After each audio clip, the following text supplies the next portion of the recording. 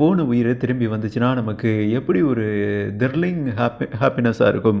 அந்த மாதிரி வந்துட்டு உலகக்கோப்பை டெஸ்ட் ஃபைனல் வாய்ப்பு இந்தியா கிட்ட இருந்து பறி போனது ஆஸ்திரேலியா எடுத்தாங்க. பட் இப்போ அவங்களுக்கு பறி போய் இந்தியாவுக்கு அந்த வாய்ப்பு வந்திருக்குங்க. அது எப்படி, என்ன ரீசன், இதற்கு முன்பு வீடியோ போட்டிருக்கேன், டெஃபினட்டாக பார்க்கலைன்னா பாருங்கள். மீண்டும் இன்னொரு வாய்ப்பு வந்துட்டு உலகக்கோப்பை செல்ல இந்திய அணிக்கு வந்திருக்கு. ஐசிசி ஒரு முக்கியமான முடிவு எடுத்திருக்காங்க. டெஃபினட்டாக இதற்கு முன்பு வீடியோ பார்த்துட்டு இந்த வீடியோ பாருங்கள், அப்போ தான் உங்களுக்கு தெளிவாக புரியும்.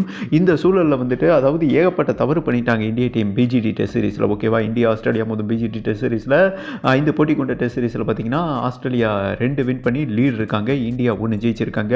இன்னும் ஒரு டெஸ்ட் வின் பண்ணால் இந்தியா உலகக்கோப்பை டெஸ்ட் ஃபைனல் போயிடலாம். ஜனவரி 3ஆம் தேதி இந்தியா ஆஸ்திரேலியா மொதல் ஃபைனல் டெஸ்ட் சிட்னியில் நடைபெற உள்ளது. சிட்னி வந்துட்டு நமக்கு சாதகமான ஆடுகளம் தான், ஏன்னா ஸ்பின்னுக்கு ஆப்டாக இருக்குங்க.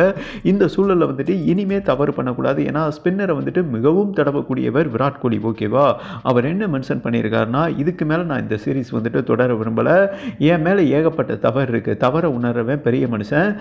தோனிக்கு வந்துட்டு ஒரு டெஸ்ட் சீரிஸ் சரியாக போகலை, அவர் வந்துட்டு குட் பண்ணிட்டார், கேப்டன்சியே குட் பண்ணிட்டாருங்க, அனில் கும்ப்ளே கையில் கொடுத்துட்டு வெளியேறிட்டார், விலகிட்டார். ஓகேவா, அவர் மனிதன். ஓகேவா, அதுக்கப்புறம் ஓவர் கம் பண்ணாங்க டீம் இந்தியா டெஸ்ட் சீரிஸ். அவரோட முடிவை தான் நான் எடுக்கணும், அப்போ தான் இளம் பிளேயர்கள் வந்துட்டு மேலே வருவாங்க. இப்போ தோனி அன்னைக்கு விடாப்படியாக விளையாண்டுருந்தார்னா என்ன மாதிரி ஒரு இளம் பிளேயர் மேலே வந்திருக்க முடியாது. இப்போ தோனி இடத்துல நான் இருக்கேன். இளம் பிளேயர்கள், திறமையான இளம் பிளேயர்கள் இந்திய டீமில் இருக்காங்க. ஐபிஎல் வந்த பிறகு அபிமன்யு ஈஸ்வரன், ருத்ராஜ் கெய்க்வாட் என்னை விட ஸ்பின்னரை வந்துட்டு சிறப்பாக விளையாடக்கூடியவர், ட்ரெண்டிங் ஃபார்மில் இருக்காருங்க. சமீபத்தில் இந்த விஜய் ஹசாரே டெஸ்ட் சீரிஸ், விஜய் ஹசாரே தொடரில் 11 இன்னிங்ஸ் விளையாண்டுருக்காரு. 11 இன்னிங்ஸில் 9 இன்னிங்ஸில் சதம் கன்வெர்ட் பண்ணியிருக்காருங்க. இந்த திறமை புரிந்து எனக்கு பதிலாக அவர் விளையாட்டால் தான் கரெக்டாக இருக்கும், ஏன்னா உலகக்கோப்பை செல்ல இன்னொரு வாய்ப்பு வந்திருக்கு. இப்போ சிட்னியில் இந்தியா ஜெயிச்சிட்டாங்கன்னா டேரெக்டாக உலகக்கோப்பை டெஸ்ட் ஃபைனல் இந்தியா போயிடுவாங்க, இவங்க நாக் அவுட் ஆயிடுவாங்க ஆஸ்திரேலியா. இனிமே வந்துட்டு இந்தியா தவறு பண்ணக்கூடாது, செய்த தவறையே திரும்ப திரும்ப செஞ்சோம்னா அது மிகப்பெரிய முட்டாள்தனம். என்னோட பேட்டிங்கில் எனக்கு கேள்விக்குறி இருக்குது, நான் பேட்டிங் அவுட் ஆஃப் ஃபார்மில் தான் இருக்கேன், எனக்கு பதிலாக வந்துட்டு ருத்து விளையாடணும் என்று விராட் கோலி சொல்லியிருக்காருங்க. அவர் உள்ளே வர்றதுக்காண்டி, மேலே வர்றதுக்காண்டி நான் விலகிறேன் என்றும் விராட் கோலி ஒரு நல்ல முடிவு எடுத்திருக்காரு.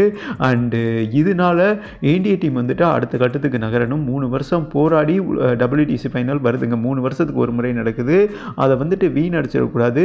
அதற்கு தகுதியானவர் இப்போதைக்கு நான் கிடையாது, ருத்தி என்றும் விராட் கோலி வந்துட்டு இந்தியா திரும்பியிருக்காருங்க. அதாவது இந்தியா திரும்பல, லண்டன் திரும்பியிருக்காரு. அவர் அங்கே தான் இனிமேல் செட்டில் ஆக போகிறாரு. ஓகேவா, அங்கே போகிறாருங்க. அண்டு போகும்போது நல்ல விஷயத்தை செஞ்சுட்டு போயிருக்காரு.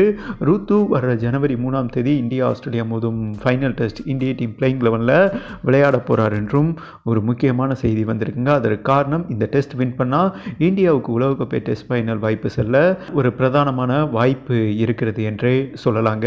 இதை புரிஞ்சு தான் விராட் கோலி வந்துட்டு விட்டு கொடுத்துட்டு போயிருக்காரு.